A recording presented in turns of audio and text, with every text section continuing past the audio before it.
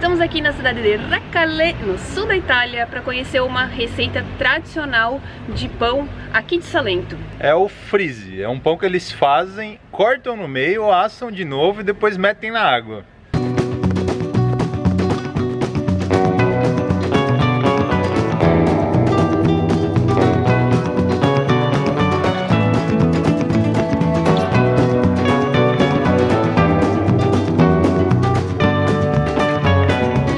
Facciamo un giro per spiegare un po'.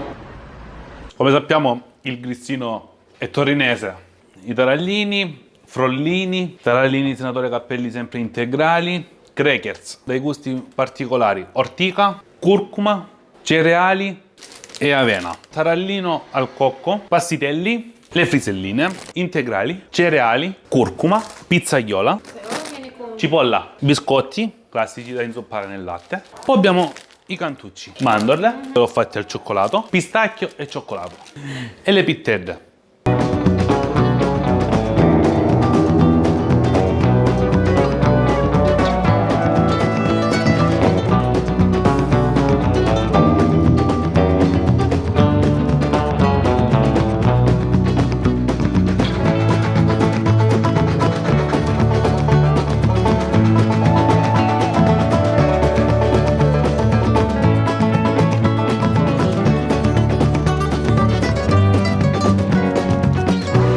Il prodotto tipico del Salento è la frisa. Se volete la possiamo fare, però adesso andiamo a fare l'impasto e a fare la forma.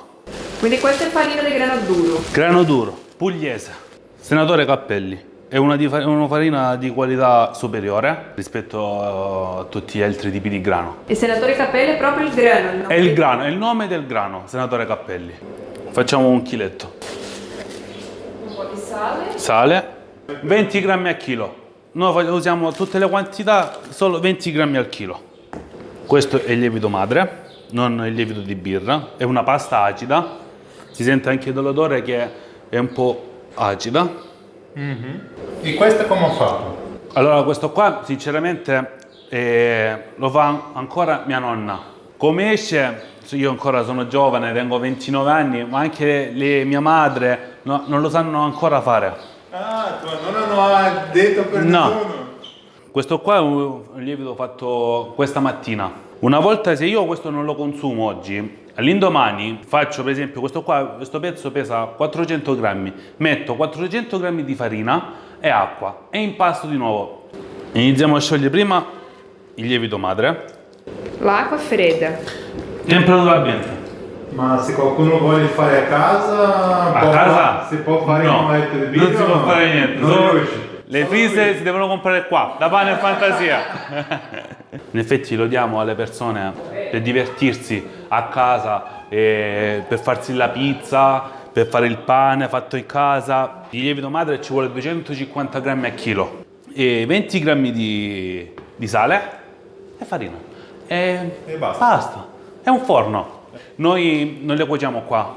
Io tengo un altro forno a Melissano, dove c'è il forno a pietra, prende un altro sapore il prodotto finale. Questa è una roba che si mangia proprio per la cena, così? Sì, ma in genere all'estate si mangia tutti i momenti della giornata, perché è un prodotto che va all'estate, la frisa.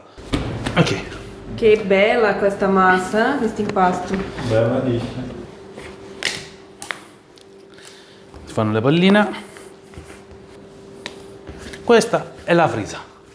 E non tutti sanno cos'è la frisa. Una volta un mio cliente fece un pacco per un signore di Milano e fece il pacco e mette solo frise, che facciamo frise di grano, integrali, orzo. È arrivato questo pacco a casa di questo signore, ha aperto il pacco e ha buttato tutto. Ha detto: ti è arrivato il pacco? E ha detto sì, ma era pane duro. Non sapeva cos'era la frisa e ha buttato. Si aspetta 6-7 ore di lievitazione, si mette un telo di sopra per non fare la crosta sopra. Dopo 6-7 ore sono pronte per infornare. Nel forno 3/4 d'ora la prima volta, perché devono essere morbide. Una volta tolte dal forno si raffreddano e si tagliano in due. Questa qua è così. Una di questo e questa. Si tagliano e si mettono di nuovo a biscottare e diventano dure. E il forno, la temperatura? Forno a legna.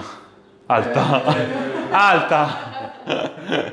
È alta. Si toglie la legna, si pulisce il forno, dopo si mette, sì. Una a una, così. Con la pala. È faticoso. È molto faticoso, sì. Però è bello. Questa è la frisa classica. Tutti così la fanno.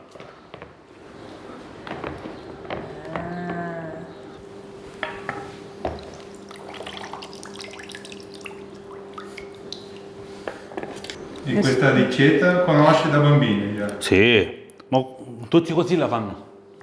Ah, non mette tutto il pomodoro. Si esprime E si usa i pomodori come... Ah, ho capito. Perché questo non si usa per fare il sugo. Quindi No. si usa questo per fare Sì. il sugo e questo per il pane. Sì. Dio, sono genio! Questi italiani non buttano via niente. Così oh. Un pizzico di Di sale. sale. E olio. Questa è la nostra frisa. Ah, oh. Eh sì, devi mangiarla subito. Ah, sì. È ancora croccante. È ancora croccante. È molto buono qui. Molto buono. E poi si dice molto buono. È molto buono. Molto buono. É engraçado que ela é crocante, Sim. mas ela também tem um pouco de cremosidade. E o tomate é muito bom também, o azeite de oliva é bom, a fresa é bom. Buonissimo. Mi è piaciuto davvero. E engraçado, dá pra escutar você, o crocante. Sim, é Você bem pensa que vai crocante. desmanchar tudo, mas E não. você olha ele colocando isso aqui Na na água, água? você acha que pronto, É. acabou com o negócio. Complimenti. Grazie. Pugliesi sono come un mangiare. Sì. Però la più buona l'ha presa lui. Sì? Sì, questa è di sotto. Gente, vocês estão achando que é brincadeira, mas isso é muito bom. É incrível. E é só farinha, água, sal, tomate. E azeite de oliva. Ai ai, cheio de biscoito, cheio de pão. O sul da Itália realmente é muito acolhedor. A gente gostou muito da receita. Não, viram que a gente não botou fé na hora que ele meteu aquele pão na água, mas... E assim, né, aquele prato de pobre que quando a escassez bate, a criatividade surge, né, amor? E hoje, nos dias atuais, com os produtos que a gente consegue desenvolver, o negócio fica magnífico. É verdade. É isso aí, espero que vocês tenham gostado. Se vocês gostaram, se inscreve no canal, compartilhe com os amigos, dá aquele joinha e a gente se vê no próximo vídeo da Itália. Um abraço.